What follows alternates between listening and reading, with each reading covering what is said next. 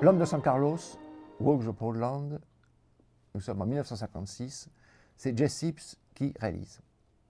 Alors la première chose qu'il faut dire, bon, c'est l'adaptation d'un livre qui s'appelle Apache Agent, l'agent Apache, c'est que c'est une histoire absolument vraie. Et ce qui est très intéressant dans le film, c'est de voir étudier le film, s'attacher en effet à ces hommes qui étaient entre les Indiens, les Blancs et la cavalerie. C'est-à-dire, en fait, ils gênaient tout le monde. Ils ne gênaient pas quand c'était des gens malhonnêtes, ce qu'on voit parfois, on le voit notamment dans La prisonnière du désert de John Ford. L'Indian Agent est une canaille. Bon. La plupart du temps, c'est des types qui recevaient des subsides pour aider les Indiens. Ils mettaient les subsides dans leur poche. Ils vendaient de l'alcool aux Indiens pour récupérer encore de l'argent. La plupart du temps, paraît-il, c'était ça, les agents indiens chargés d'aider les Indiens. Bon. En plus, tout le monde les détestait, parce que les Indiens n'avaient pas confiance en eux comme c'était des Blancs. Les Blancs, qui n'étaient pas des soldats, se disaient « qu'est-ce qu'ils viennent faire cela encore, aller aider les Indiens ?» Les Indiens, il vaut mieux les exterminer plutôt que de leur donner des couvertures ou à manger. Quant à la cavalerie, ils pensaient la même chose en se disant « moins il y a d'Indiens, moins on a de problèmes en tout cas ». Bon. Donc, l'Indian Agent, l'agent indien, en l'occurrence c'est Apache Agent, gênait tout le monde. Et on voit très bien que c'est ce qui arrive ici. Quand arrive le personnage joué par Audie Murphy, il a des problèmes en fait de tous les côtés. Et ça, le film le rend très très bien. Et Audie Murphy, avec cette espèce de visage jeune, cette espèce de naïveté qu'il a, le rend lui aussi parfaitement bien. Il arrive là, il pense qu'il va pouvoir aider tout le monde, il pense qu'il va servir beaucoup, qu'il va servir, oh, l'humanité est un grand mot, qu'il va en tout cas servir des hommes. Et il va avoir les pires problèmes pour le faire. Donc ça, c'est très intéressant. C'est un phénomène, l'Indian Agent, très peu traité par le western, donc c'était très bien de le voir ici. Alors, Audie Murphy, je ne vais pas vous redire régulièrement ce qu'on dit, bon, soldat le plus décoré, grand acteur de western, fasciné par les armes, d'accord, ça, on l'a vu. Jesse Sips, le réalisateur, là aussi, il a tourné plusieurs films avec Audie Murphy, c'est un des spécialistes du western de série B, enfin de série B, ce qui est une fois de plus naturellement pas péjoratif, de l'Universal. Il a été assistant d'une dizaine de films à l'Universal. Il était l'assistant d'Anthony Mann pour 1973. Il est l'assistant, en dehors de l'Universal, de John Ford pour Dieu est mort, assistant de Pevney, de gens comme ça. Et puis il est devenu son propre cinéaste. Il s'entend très bien avec Audie Murphy. C'est d'ailleurs lui qui va tourner les souvenirs d'Audie Murphy mis en image, L'Enfer des Hommes, To Hell and Back, le bouquin qu'a écrit Audie Murphy sur ses souvenirs de guerre, sur le carnage en fait qu'il a fait. Bon, c'est Jesse Sips qui va le tourner, c'est un film bon, très efficace, dans lequel Audie Murphy en plus joue son propre rôle. Donc, tous ces gens s'entendent très bien, et le film fonctionne pas mal du tout. Alors, il y a plusieurs curiosités dans le film. Alors, l'une, c'est évidemment Anne Bancroft. Anne Bancroft, on se souvient d'elle dans Le Lauréat, on se souvient d'elle dans Miracle en Alabama. On est très surpris de la voir là, mais à ce moment-là, elle tournait dans des films qui étaient peut-être moins prestigieux. Elle tourne dans Troublez-moi ce soir avec Marilyn Monroe, dans le film de Roy Baker.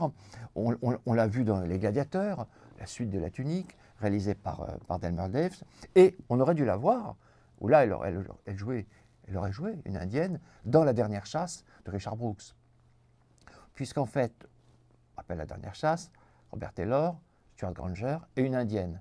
C'est ce film superbe qui va dénoncer le racisme anti-indien, puisqu'en fait Robert Taylor tue avec la même, je ne vais pas dire la même impudence, mais avec la même jouissance, les bisons qui tuaient les Indiens.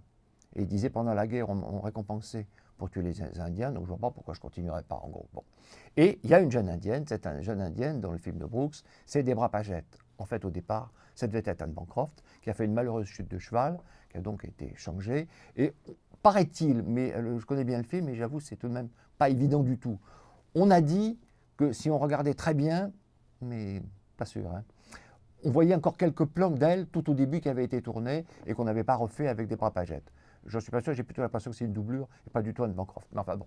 Donc Anne Bancroft jouait déjà, aurait joué une indienne dans La Dernière Chasse, film superbe. Ensuite, on la voit dans La Charge des tuniques bleues d'Anthony Mann, on la voit dans tous ces films-là, on la voit surtout dans le très très beau film de Ford, admirable film de Ford, qui est Frontière chinoise, Seven Women. Bon. Donc, il y a Anne Bancroft. Alors, il y a un autre acteur qui est tout à fait curieux, qu'on n'a pas du tout l'habitude de voir là, c'est Tommy Roll. Tommy Roll, vous vous souvenez des 7 femmes de Barberousse, vous vous souvenez de My Sister Aline, celui qui est un peu trapu, disons. Dans My Sister Aline, il est formidable, le film de Richard Quine avec Janet Leigh et Bob Fosse, et Betty Garrett, naturellement. Et c'est un des frères Pontypi dans Les 7 femmes de Barberousse. Il danse, notamment, c'est un chorégraphe. Et il fait la chorégraphie du film, puisque je crois que c'est l'un des très très rares, je me méfie toujours de dire le seul, parce qu'il y a toujours des choses qu'on ne sait pas. C'est en tout cas l'un des très rares westerns où il y a une chorégraphie qui est créditée au générique.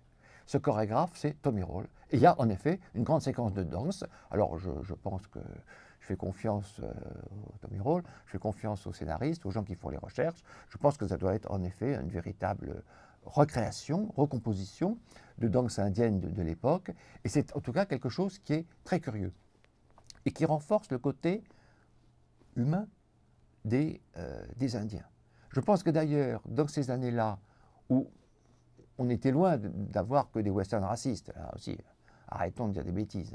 Il y avait des westerns qui montraient que les Indiens étaient des hommes comme les autres et avaient été victimes à un moment, eux aussi, des Blancs.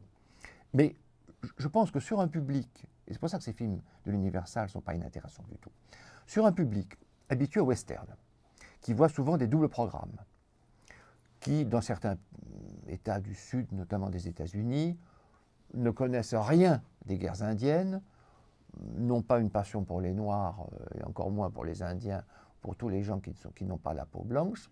Quand ils voient des films comme ça doit tout de même, les amener à réfléchir. Ce ne sont pas des films à thème, ce ne sont pas des films à thèse, mais ce sont des films qui, par leur nombre, par la manière dont justement ils ne se présentaient pas avec marqué film à thèse, film à thème, pouvaient marquer un public et petit à petit, dans l'inconscient populaire du spectateur ou du téléspectateur américain, ensuite se dire mais après tout, les Indiens, bon, on ne s'est peut-être pas comporté d'une manière aussi bien qu'il est bon ton de le dire, ou qu'on l'a dit longtemps dans des westerns avec eux. On s'est comporté parfois comme des salauds avec eux. Ce que montre tout de même très très bien le film. Alors, une dernière chose, la personnalité du héros, ce Claude en question, il va continuer, c'est un donc personnage historique. Après avoir été agent indien et avoir eu tous les problèmes qu'on devine, il va devenir le shérif de Tombstone. Tombstone, c'est naturellement la ville de My Darling Clementine. C'est la ville où il va avoir lieu le fameux règlement de compte d'Hockey Corral. Eh bien, qui est le maire de Tombstone à ce moment-là? Eh bien, c'est lui. Mais ça, c'est une autre histoire et ce sont d'autres westerns.